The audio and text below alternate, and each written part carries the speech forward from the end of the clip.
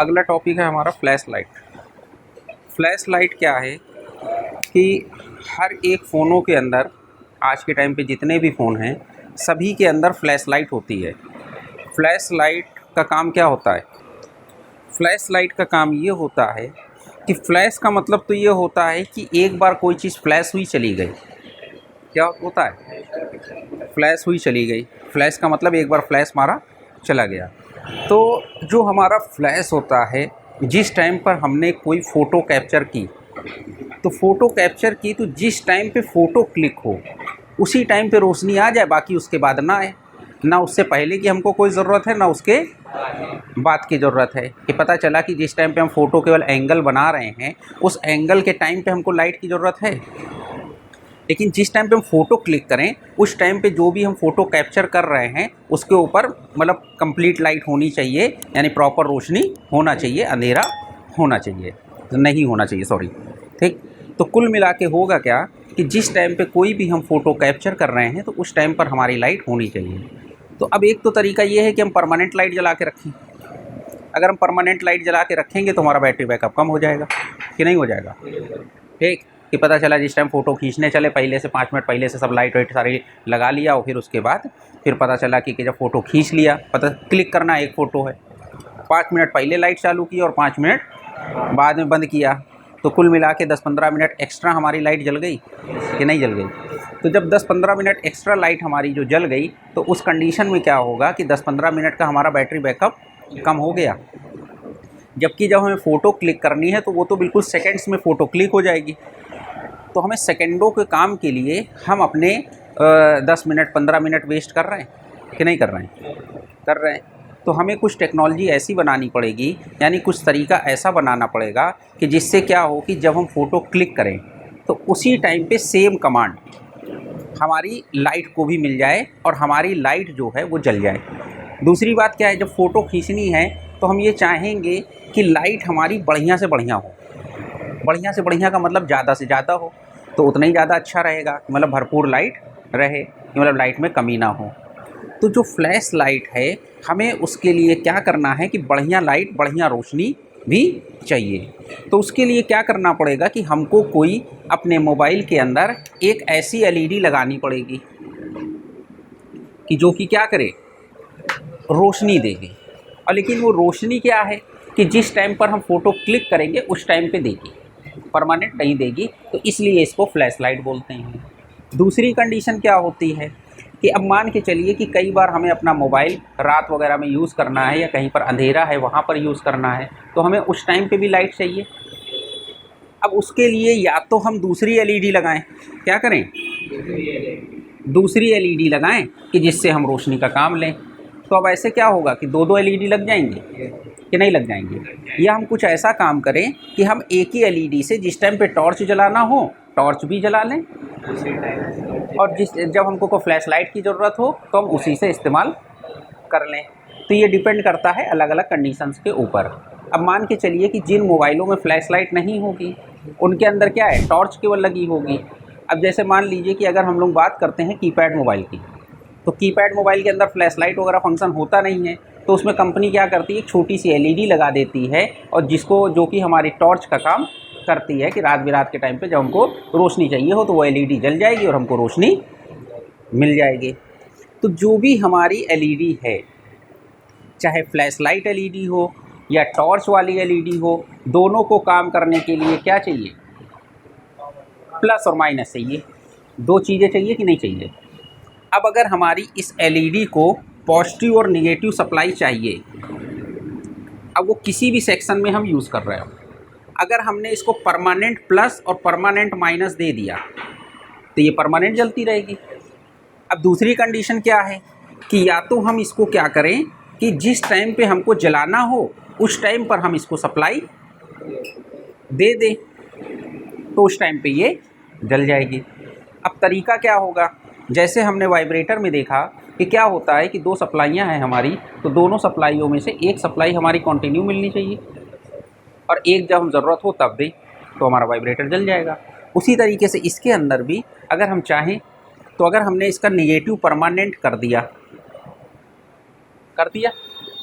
तो जब अगर हमने इसका नेगेटिव परमानेंट कर दिया तो यहाँ पे पॉजिटिव हमको कंट्रोल करना पड़ेगा कि नहीं करना पड़ेगा।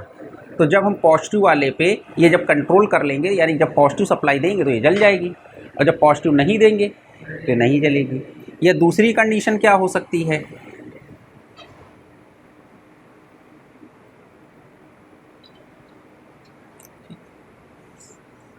हमने पॉजिटिव परमानेंट दे दिया, अब निगेटिव के लिए हम क्या करें कि ये निगेटिव लाइन है, इसको हमने परमानेंट नहीं जोड़ा, तो जब हम निगेटिव सिग्नल इसको दे दें तो ये जल जाएगी। यही होगा, मतलब दो में से एक चीज़ हमको कंट्रोल करनी पड़ेगी कि नहीं करनी पड़ेगी।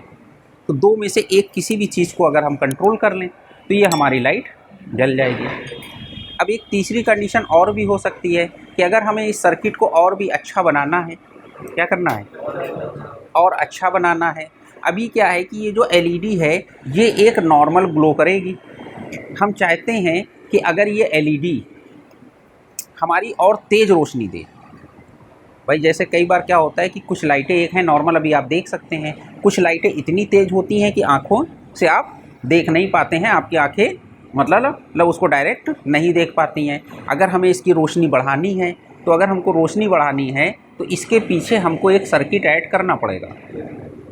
क्या करना पड़ेगा, तो मान के चलिए कि अगर हमको इसको ज़्यादा वोल्टेज वगैरह देने हैं या इस सर्किट को हमको क्या करना है, तो हमें एक सर्किट ऐसा लगाना पड़ेगा कि जो हमारा वोल्टेज को बूस्ट करेगा। क्या करेगा, बूस्ट करेगा, यानी वोल्टेज को हमारे बढ़ाएगा। तो बढ़ा देगा तो इसको ज़्यादा वोल्टेज मिल जाएंगे, तो ज़्यादा तेज़ जलेगी।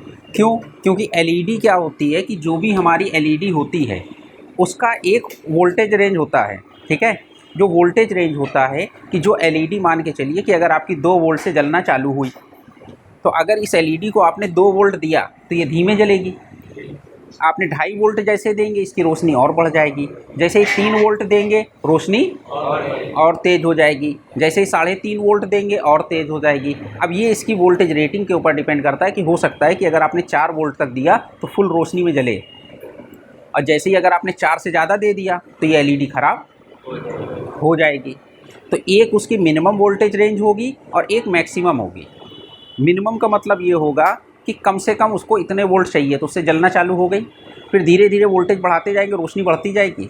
अब एक आगे गई मिड रेंज, जैसे हमारे घर के अंदर मान के चलिए आपका बल्ब लगा है, आपके घर के अंदर 180 वोल्ट आ रहा है तब भी बल्ब जल रहा है, 200 वोल्ट आ रहा है तब भी जल रहा है, और अगर आपका 150 वोल्ट आ रहा है तब भी जल रहा है। लेकिन 150 में क्या है, बिल्कुल धीमे बल्ब जल रहा है। जैसे 180 आया थोड़ा और तेज़ जलने लगा, 200 आया और सही से जलने लगा, 220 आया और सही, 240 भी आ गया तब भी जल रहा। अब पता चला 260 पे भी तेज़ रोशनी हो गई, पता चला 300 वोल्ट आ गए या 400 वोल्ट आ गए तो बल्ब ख़राब हो गया। तो एक मिनिमम रेंज हो गई और एक मैक्सिमम रेंज हो गई, और एक हमारी एवरेज रेंज हो गई कि उस पर हमारा काम करता रहेगा। तो अगर हम इसकी मैक्सिमम रेंज से नीचे तक का अगर इसको वोल्टेज देंगे तो ये क्या है, ये फुल रोशनी में जल जाएगी कि नहीं जलेगी, हमें कुछ सेकंड के लिए तो जलानी है। तो अगर हम चाहें तो उस कंडीशन में एक सर्किट भी ऐड कर सकते हैं। जो सर्किट हमारा होगा वो क्या करेगा कि हमारी इस एलईडी को वोल्टेज बढ़ा के देगा। क्या करेगा, वोल्टेज बढ़ा के देगा, तो एलईडी हमारी तेज़ रोशनी के साथ जलेगी। बात समझ में कि नहीं आई, ठीक।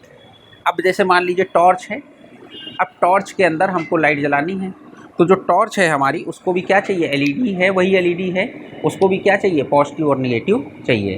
तो उसके लिए कंपनी कोई ना कोई एक सर्किट डिज़ाइन कर देगी, और वो सर्किट क्या होगा, कंट्रोल होगा, या तो पॉजिटिव कंट्रोल होगा या निगेटिव कंट्रोल हो जाएगा। एक सप्लाई परमानेंट मिलती रहेगी, और जब हम पॉजिटिव दे देंगे तो ये एलईडी जल जाएगी। निगेटिव तो परमानेंट मिल रही, मान लीजिए यहाँ पर क्या हुआ, पॉजिटिव परमानेंट मिल रही, निगेटिव क्या है, कंट्रोल है, ठीक। अब डिपेंड ये करता है कि ये जो पॉजिटिव वोल्टेज है ये आप बैटरी से देते हैं या वीपीएस पावर से देते हैं, किससे देते हैं,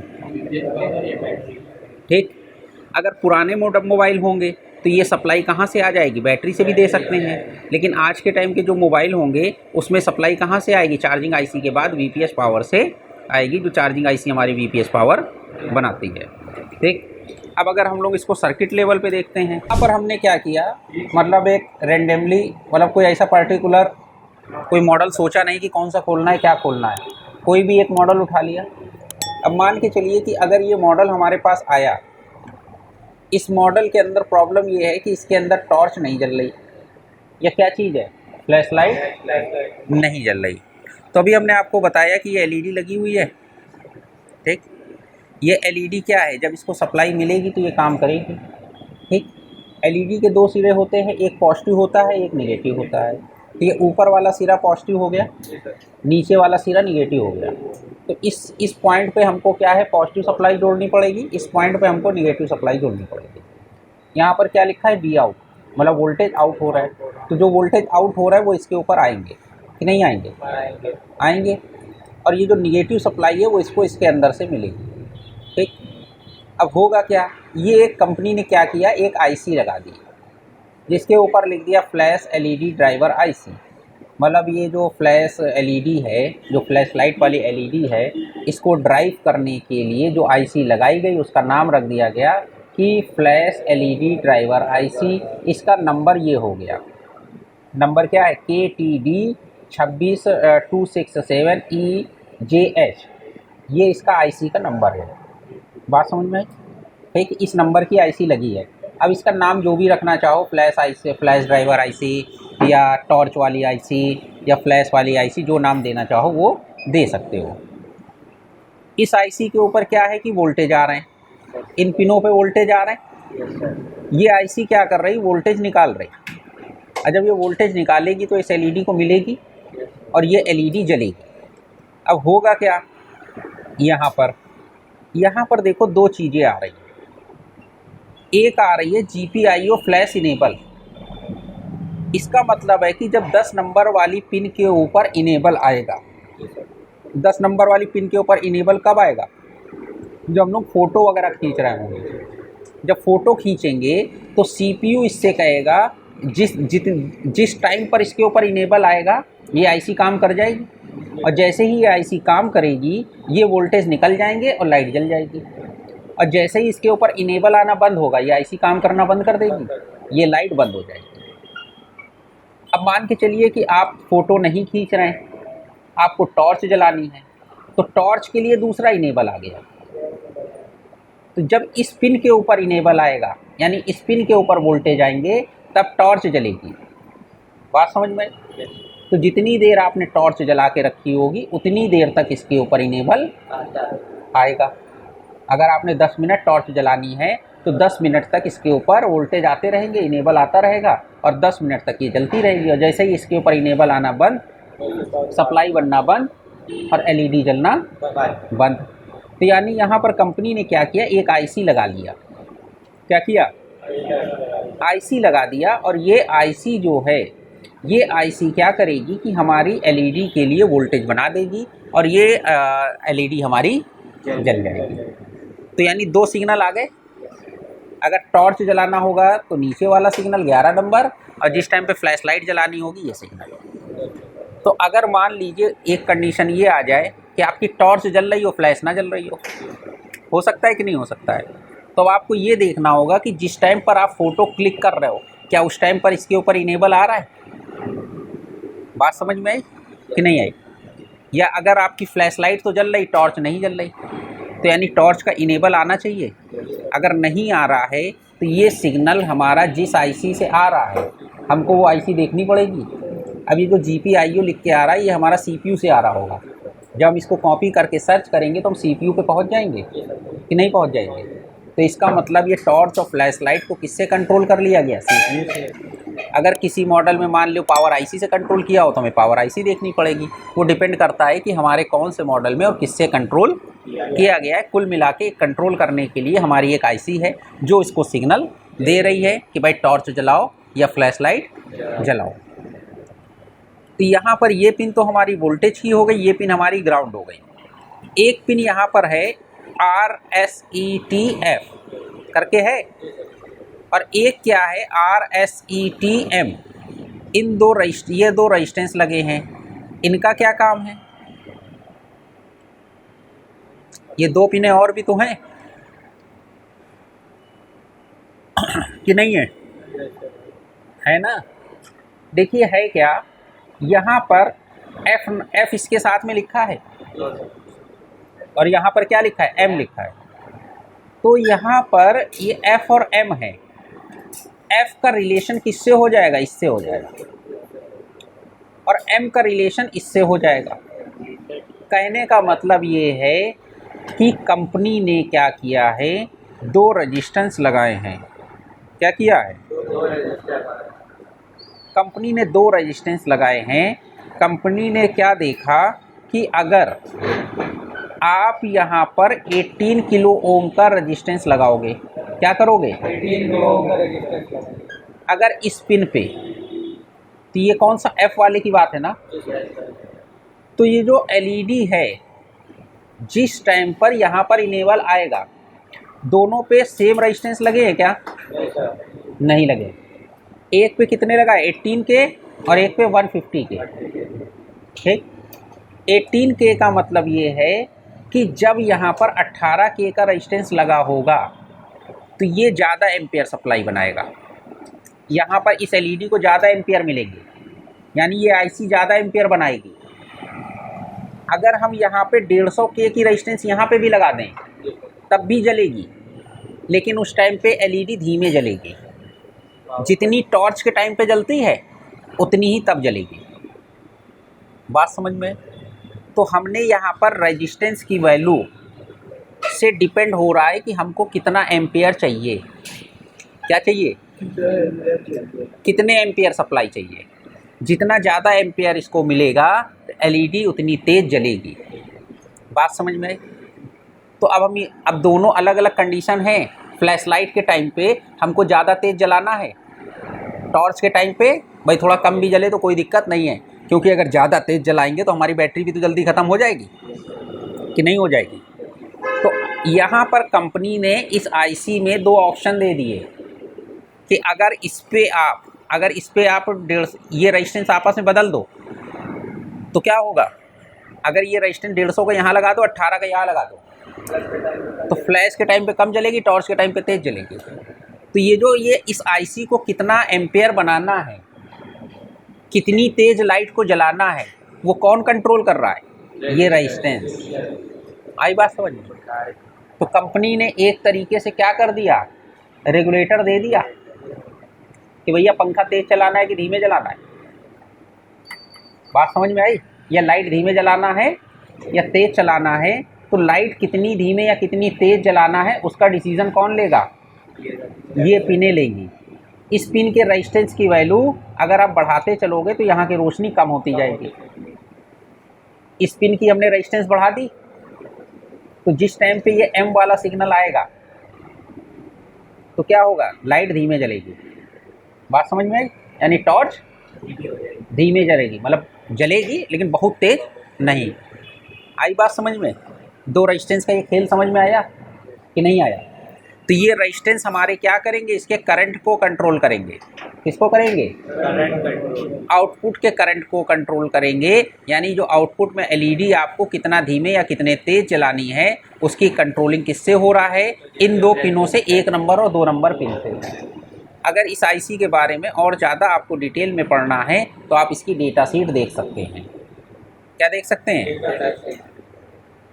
तो डेटा शीट किसी भी IC के बारे में आपको ज़्यादा जानकारी लेनी हो, ये मिल गई हमको। ये सेम अब PDF मिली है, मिल गई इसकी। ये अभी हमारी डेटा शीट ठीक है। यहाँ पर KTD 267 है कि नहीं है। अगर हम अपना यहाँ पर नंबर देखें KTD 267 है, इसका मतलब ये सही अब हमको डेटा शीट मिली है। वो जो शुरुआत वाली थी, तो इसीलिए कभी भी डेटा शीट वगैरह देखिए तो थोड़ा सा ध्यान करके कुछ चीज़ें अपनी भी हमको दिमाग लगाना पड़ेगा। ऐसा तो नहीं कि हमने गलत सर्च कर लिया है या कुछ है। तो यहाँ पर इन्होंने देखिए ये डेटा शीट बनाई है, इसके अंदर कंपनी ने यहाँ पर 2 LED लगा दी हैं। कितनी लगा दी हैं, हमारे अगर सर्किट डायग्राम में हम लोग देखें तो यहाँ पर हमारी एक ही LED लगी है। क्या लगी है, एक LED लगी है एक LED।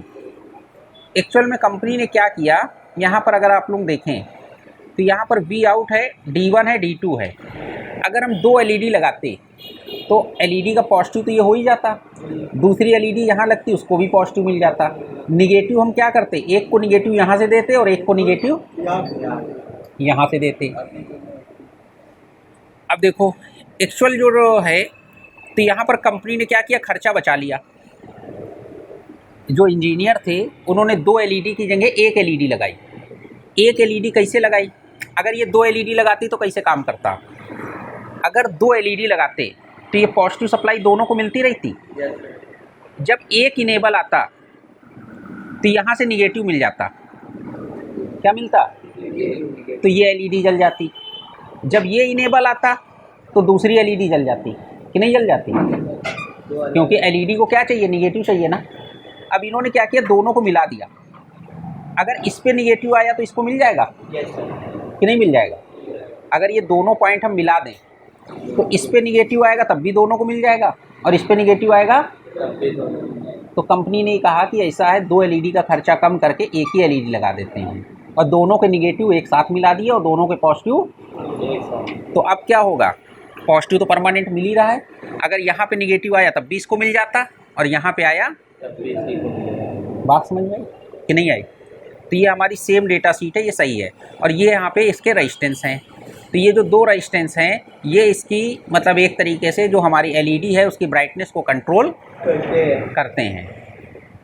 यहाँ पर देखिए रीसेट आर सेट एम का मतलब ये हो गया movie oblique torch mode current setting pin. जिस टाइम पे हम टॉर्च जलाएंगे या मूवी बना रहे होंगे, वीडियो बना रहे होंगे, उस टाइम पर जो हमारी एलईडी है उसको को जो करंट है मतलब ज़्यादा चाहिए, तो उस टाइम के लिए कितना करंट चाहिए उसके हिसाब से हम रेजिस्टेंस लगा लेंगे। जिस टाइम पर हमको फ्लैश लाइट जलानी है उस टाइम की ये करंट कितना चाहिए, तो हमने अगर हाई वैल्यू की रेजिस्टेंस लगा दिया तो आईसी क्या है, थोड़ा कम करंट बनाएगी तो एलईडी, और अगर ज़्यादा का यहाँ पर कम रेजिस्टेंस लगा दिया तो ज़्यादा करंट बनाएगी। बात समझ में आई कि नहीं आई। तो यहाँ पर ये इस पिन की डिटेल है। तो जो हमारे मोबाइल में आईसी लगी होगी वो इस तरीके की लगी होगी। तो ये टोटल हमारी 14 पिन्स हो गई, और इस आईसी के नीचे ऐसा कट बना होगा, गाइड मार्क होगा। तो 1 नंबर पिन ये हो जाएगी, तो 1 से 7 तक यहाँ, ठीक, और फिर यहाँ 8 से लेके 14 तक यहाँ 1 2 3 4 5 6 7 8 9 10 ये हो जाएगी। आई बात समझ में, नहीं आई। हाँ, तो अगर हमें चीज़ों को समझना है तो हमें सर्किट डायग्राम, डेटा शीट, इन सब चीज़ों को भी देखने का थोड़ा सा अपनी आदत बना लेंगे, तो उससे हमको लगेगा कि चीज़ें आसान हो गई, कोई मुश्किल नहीं है। अगर कोई चीज़ नहीं समझ में आ रही तो हम लोग एक एंगल से नहीं तो दूसरे एंगल से भी समझ सकते हैं।